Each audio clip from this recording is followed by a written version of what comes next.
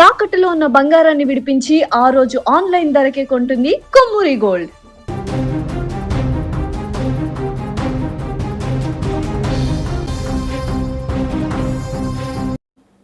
నల్గొండ జిల్లాలో principal Rupa Reddy case shocking గా ముగిసింది.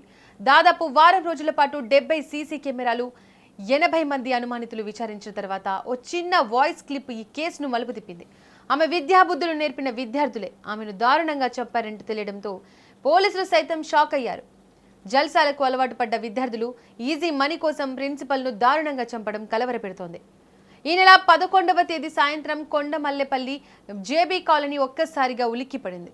Nagarjuna grammar school principal Rupa Reddy తన నివాసంలో దారుణంగా హత్యకు గురయ్యారు. పోలీసులు ఘటనాస్థలానికి చేరుకునేసరికి పరిస్థితి చూసి షాక్ అయ్యారు. ఇంట్లో నగదు, ఐఫోన్ కనిపించలేదు. ఇది కేవలం చోరీ కోసం చేసిన హత్యగా ప్రాథమికంగా నిర్ధారించుకున్న పోలీసులు కేసు దర్యాప్తును వేగవంతం చేశారు. అయితే ఈ కేసు పోలీసులకు ఒక పెద్ద సవాల్గా మారింది. ఏ ఆధారం దొరకకుండా నిందితులు చాలా జాగ్రత్తలు తీసుకున్నారు. 70 సీసీ కెమెరాల ఫుటేజ్, కాల్ డేటా, టవర్ లొకేషన్లు, ఇలా ఆధునిక టెక్నాలజీని వాడుతూ పోలీసులు వందల మందిని విచారించారు. ఇక ఈ కేసులో మృతురాలి భర్తను, కుటుంబ సభ్యులను సైతం పోలీసులు విచారించారు.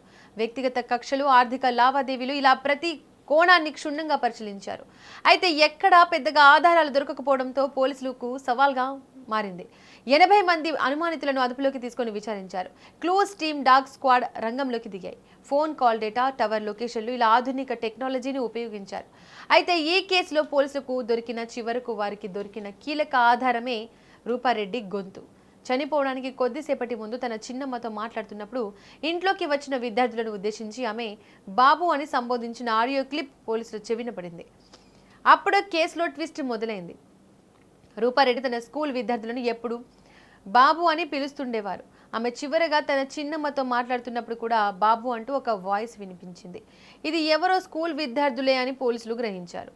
ఆ కోణంలో దర్యాప్తు మొదలుపెట్టగా నాగార్జున గ్రామర్ స్కూల్లో చదువుతున్న 2 10వ తరగతి విద్యార్థులపై అనుమానం బలపడింది. ఇక జల్సాలకు అలవాటు పడ్డ విద్యార్థులు చెడు వ్యసనాలకు బానిసలై ఈజీ మనీ కోసం అలవాటు పడ్డారు. మొబైల్లో ఈజీ మనీ కోసం వీడియోలు వెతకడం, చోరీ చేయడం, ఎదురు తిరిగితే ఎలా చంపాలి వంటి విషయాలను యూట్యూబ్లో సెర్చ్ చేశారు. అంతకు ముందే డబ్బులతో దొరికినప్పుడు రూపారెడ్డి వీరి తల్లిదండ్రులను పిలిపించి కౌన్సిలింగ్ ఇచ్చారు. ఆ కక్షతోనే ఆమె దగ్గర డబ్బులు ఉంటాయని ప్లాన్ వేశారు. హత్య ఎలా చేయాలో, గ్లౌజులు, కత్తి, మాస్కులు ఎలా వాడాలో అంతా యూట్యూబ్ చూసే నేర్చుకున్నారు. ఆగస్టు 11 సాయంత్రం 5 గంటలకు ప్లాన్ ప్రకారం ఒక విద్యార్థి గోడ దూకి కిచెన్ ద్వారా లోపలికి వెళ్ళగా మరొకడు బయట వాచ్మెన్లా కాపలా కాశాడు. రూపారెడ్డి ప్రతిఘటించడంతో 27 కత్తిపోట్లు పొడిచి 2.5 లక్షల నగదు, ఐఫోన్తో పరారయ్యాడు. హత్య తర్వాత ఆధారాలు లేకుండా గ్లౌజులు, కత్తిని చెర్ల పొదల్లో పడేశారు. కానీ పెండ్లిపాకల నుంచి వస్తుండగా పోలీసులు వీరిని అదుపులోకి తీసుకున్నారు. వారి దగ్గర దొరికిన నోట్లకు రక్తపు మరకలు ఉండడంతో అసలు విషయం బయటపడింది.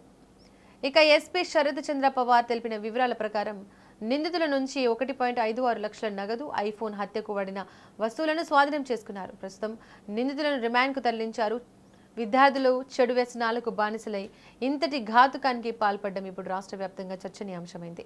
తల్లిదండ్రులు తమ పిల్లల ప్రవర్తనను, వారి మొబైల్ వాడకాన్ని ఎలా గమనించాలో ఈ ఘటన ఒక హెచ్చరికగా మారింది. అయితే దీనికి ముఖ్య కారణం ఏంటంటే గత ఒక 15-20 డేస్ బ్యాక్ ఈ JCL 1 హాస్టల్, అదే స్కూల్లో హాస్టల్లో ఉంటాడు. ఆ హాస్టల్లో అతని బ్యాగ్లో సెల్ ఫోన్ ప్లస్ కొంత మనీ దొరికిందని చెప్పేసి ప్రిన్సిపల్ గారు, టీచర్ గారు అతన్ని మందలిస్తే అతన్ని హాస్టల్ నుంచి తీసి డే స్కాలర్కి షిఫ్ట్ చేస్తారు. ఆ సమయంలో పేరెంట్స్ ముందు ఇతనికి తిట్లు పడడము, అదేవిధంగా ఈ అబ్బాయికి బియర్, ఆల్కహాల్ కన్స్యూమ్ చేయడం అలవాటు, అదేవిధంగా బైక్ అంటే కూడా బాగా ఆశ, ఇంకా ఇది ఉండేసరికి ఎట్టి పరిస్థితుల్లో మనము ఈ డబ్బులు సంపాదించాలి, ఏదైనా చేసి డబ్బులు సంపాదించాలని చెప్పేసి కరెక్ట్ ఈ ట్యూస్డే రోజు అంటే 11th రోజు స్కూల్ ఫీజు కలెక్ట్ అవుతుంది కదా, ఆ రోజు ప్రిన్సిపల్ దగ్గర కంపల్సరీగా డబ్బులు ఉండే అవకాశం ఉంటుంది.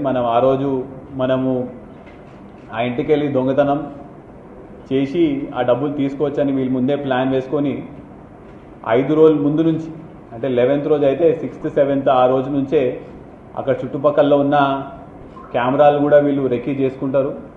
అయితే దీనికి ముఖ్య